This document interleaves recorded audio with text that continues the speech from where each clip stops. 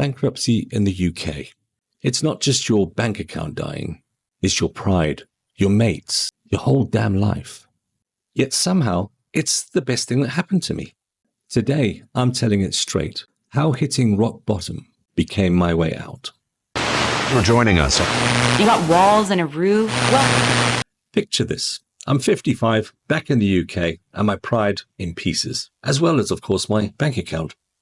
A German mate, Hans, he pulled a great bar scam that completely wiped me out.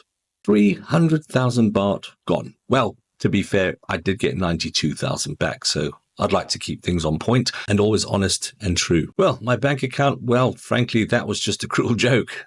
Bankruptcy wasn't even a choice. It was the only path I had left. And it was lined with pure humiliation. The process, you ask? It's a relentless grind. Debt collectors calling all hours, sending letters left, right, and center. Friends ghosting me like I was radioactive. Neighbors whispering like I'd nicked their life savings. Every letter in the post was screaming, "You're a failure, mate." And it wasn't just the scam. A lymphoma diagnosis had already forced me to sell up everything. For a mere £35,000, my whole life's worth. News dropped in a cold NHS letter, as warm as a tax demand. And bankruptcy was the final gut punch, shouting, "You're done." And just to be very clear, the bankruptcy was entirely my fault. There's no blame to be put on anybody here except myself. Nevertheless, it is still a very humiliating experience to feel that you are worthless. And one company that I was pushed forward to was a company called Money Wellness in the UK. I'd stay away. I really would.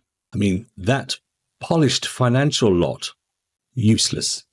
They treated me like a case number, not a person, firing off generic emails, not answering the calls, not even attending meetings they set. Not even that.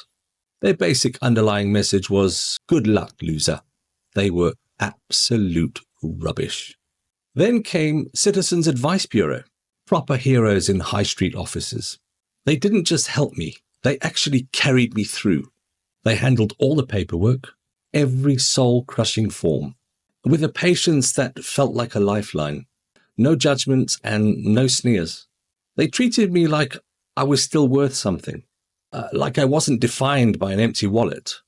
They gave me back my dignity when, quite honestly, I had none. Here's the twist. Bankruptcy, the thing that's meant to crush you, was my escape. No more debt collectors blowing up the phone at 3 a.m. That is an exaggeration, by the way. They don't normally call it that time of day. No more faking to keep up with the UK's daily grind. It was like life said, "You've got nothing.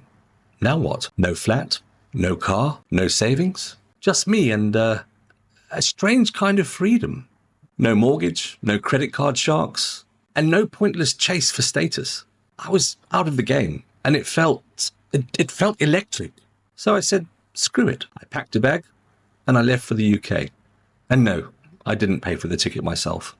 But thanks for asking. And yes, it was economy. Also, thanks for asking. I never came back to Thailand for the hustle, but more for a life that feels real. So here I am now teaching English online. It's not glamorous. Think more dodgy Wi-Fi, endless lesson plans, and a laptop that's on its last legs. But it's honest work, and it's mine.